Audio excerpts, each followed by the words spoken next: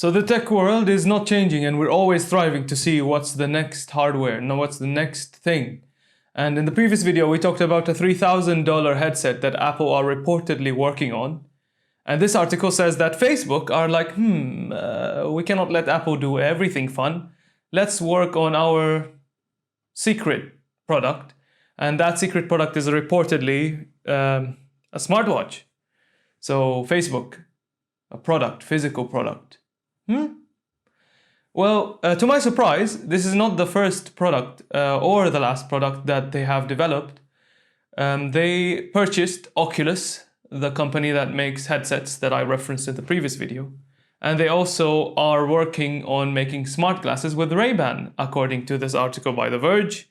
And they're saying that they are secretly working now on a smartwatch that they are planning to sell next year. Facebook and physical products, that's new. They haven't really delved into health-focused products before, but this is a first, it seems. And it is unique because Facebook are under fire when it comes to data collection and selling data and privacy. So now they're making a product with the Facebook brand on it. And it's gonna be a first, and they are investing a lot in it because they have employees working on this thing. And it is supposedly gonna use Google's Android to power up the thing, but we don't know if they're gonna use Android's OS, Watch OS. Is it called Watch OS? It's called Wear OS to develop this product. So yeah, Facebook making a smartwatch secretly, not so secretly. Who knows? Let's see. Maybe they show us something very innovative and we'd be like, oh, wearing Facebook data tracking and selling smartwatches. Who knows? So apparently, the new trend is every car manufacturer says, oh, we're not talking with Apple about making the Apple car. And the new manufacturer that joined this trend is Nissan. The Japanese automaker says, oh, we're not in talk with Apple to make the Apple car anymore, at least. That's according to The Verge. But reportedly, they have discussed it. They have discussed making an Apple car. This report speculates that maybe it's because Apple said, oh, you make the car, and in the end, you slap an Apple badge on it, and we never mentioned that you make the car. Because, well, just like look at the iPhone. The iPhone's sensors are made by Sony. You don't see Sony anywhere on the iPhone. The displays are made by Samsung. You don't see Samsung anywhere. And, ARM-based chips and Qualcomm's 5G modems. You don't see any of these brands on the iPhone. You just see Apple and that's it, even though many brands collaborate to make this complicated device. Of course, as I mentioned before, a car is different. A car is not the same as a smartphone. But I don't know. They haven't denied that they have talked with Apple. They just said we are not talking with them now. So Apple are talking to as many car manufacturers as possible, it seems. Some people were speculating that maybe Apple starts with altering an existing car, like the Nissan Leaf. It's already a full-blown electric vehicle that is very successful. And it was, I don't know if it still is, the most selling electric car. So they could just use that technology and then slap an Apple badge, change some few things. They don't have to worry about, engines, batteries, because it's already there. And then you just tweak the design a little bit, change the body, and then you call it a day. But obviously that's not the case. They're talking about something far more outreaching. And the story continues to develop. Apple Car, Nissan, Hyundai. But sometimes it's very difficult to find relevant and informative information about Apple unless it comes from a verified leaker. And at this time it comes from Min-Chi Kuo, who we are used to seeing him reveal information about iPhones. This time he is saying that it's gonna probably be Hyundai in the end, making the Apple car in some form or another. Maybe just use the platform or use something Hyundai related. And he says, actually he believes that the first Apple car will be built on Hyundai's eGMP platform. and will ship in 2025 at the earliest. So we'll wait and see. But Nissan, Hyundai, they're saying, oh, no, we're not talking with Apple anymore. So Apple might be talking to them again in the future, or talking to a different manufacturer as we speak. Apple Car, burning on a slow fire, but it's surely happening. Something is bubbling. We see smoke, and it has to come from somewhere. So recently, Nvidia, the graphics card developer, famous for making the RTX lineup that is so high in demand that you can't find one, the company, Nvidia, are in the process of purchasing ARM, the holy grail of chips. The company is based in the UK, and Nvidia are bidding to buy it for $40 billion. But this is not very new news. They are being protested. I guess some other companies do not want this purchase to happen. And this article by Bloomberg names Google, Microsoft, and Qualcomm. They're saying, with all this anti-competitive stuff going on, who is competing with who? If you buy everything, one company will be in all the power. They're saying, oh, Nvidia shouldn't buy ARM. Nvidia are like, oh no, we'll help everyone. They did not use that language, but they said, let me get that quote. Our vision for ARM will help all ARM licensees grow their businesses and expand into new markets. But of course, they'll say that initially. They're not gonna kill all the customers and kill ARM. But it's one of the big fights where a company devours a company. You know, ARM is a big company, Nvidia is a big company. If they join forces, who knows what they'll do? And the risks that are reflected on the other competition companies are, number one, are price of accessing these ARM technologies. So Apple uses them for their M1 chips. Qualcomm uses them for their 5G chips. So everyone uses them. Samsung, Google, Facebook, everyone wants that piece of licensing to use on their products. So if Nvidia owns them, will they jack the price up? Will they limit who accesses what? Would they kill access to competitors and that sort of thing? So $4 billion is not nothing. I'll tell you what. So we'll see. So many courts are battling to figure out what the hell is going on with the EU, the UK, the US, and even China, because it affects everyone. This purchase is not like you buying something from the grocery store. It's a $4 billion purchase, and we'll see what happens with that.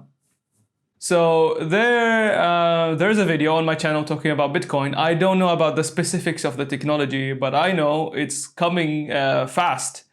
And it's targeting traditional money, or at least it wants to exist alongside it, that's for sure. So there's this app called BitPay, where it integrates with Apple Pay and you can pay with Bitcoin. We mentioned before that you will be able to buy Tesla cars with Bitcoin. Now, if Apple Pay is integrated with Bitcoin, Bitcoin is becoming slowly the default way to pay, or it can be.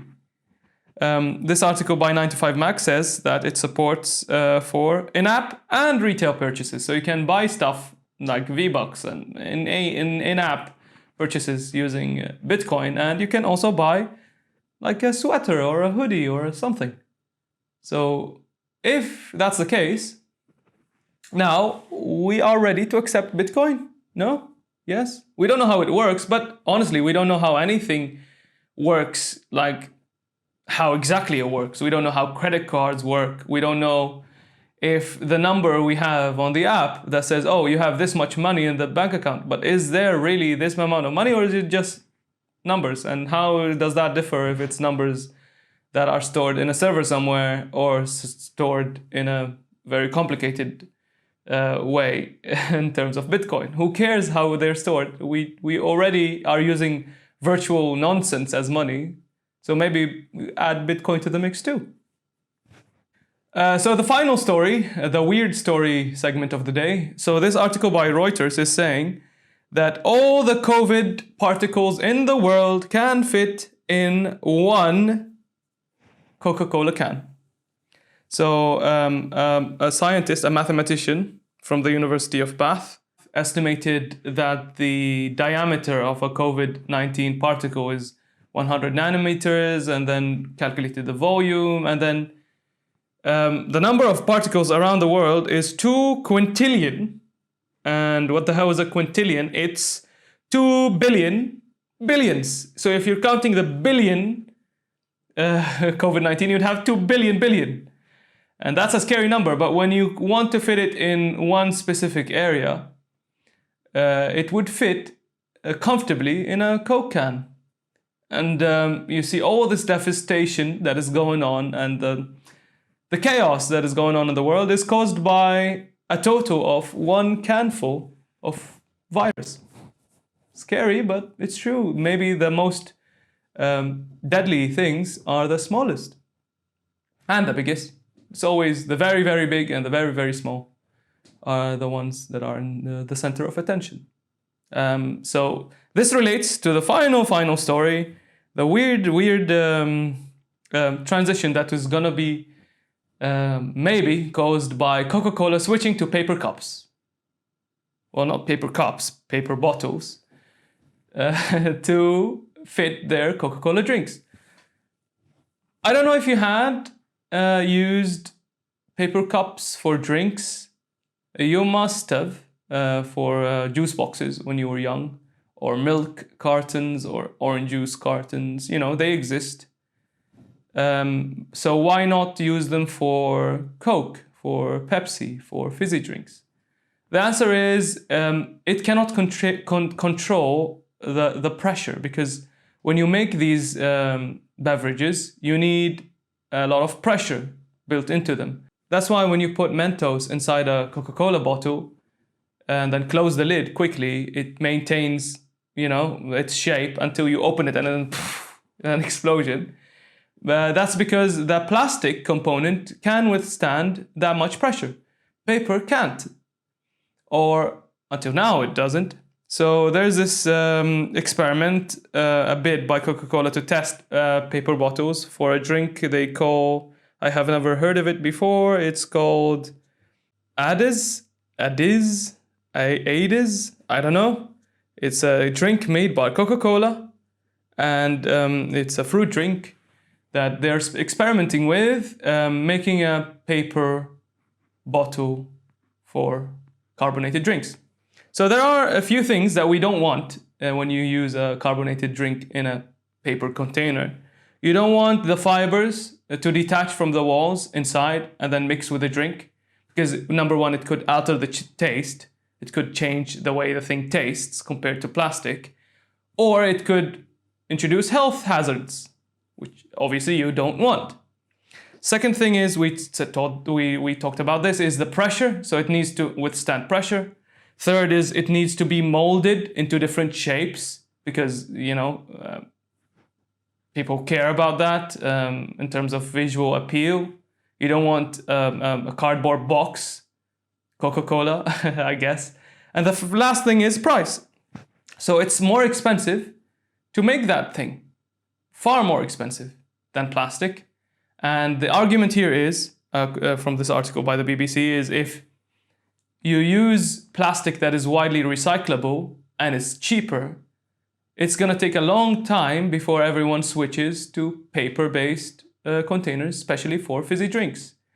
And what is interesting is the number one polluter in terms of plastic is Coca-Cola, followed by Pepsi and Nestle. So they're all drinks companies, basically. And they use so much plastic that they pollute the world the most. So it makes sense to start with them, to use paper bottles.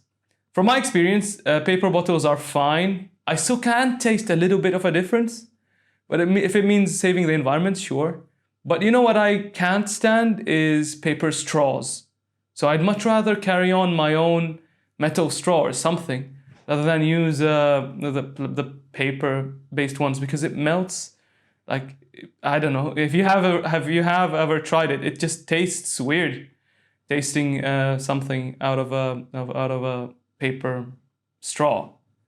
I mean, it's nothing. It's not a big problem to us if they switch. It just tastes a little bit different.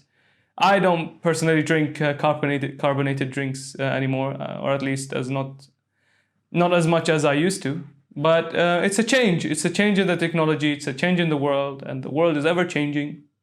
But we hope to stay happy through the midst of it. It's all designed to make us happier and safer and better. And I hope we are better forever. I hope you have a fantastic day and a fantastic week. See you next week.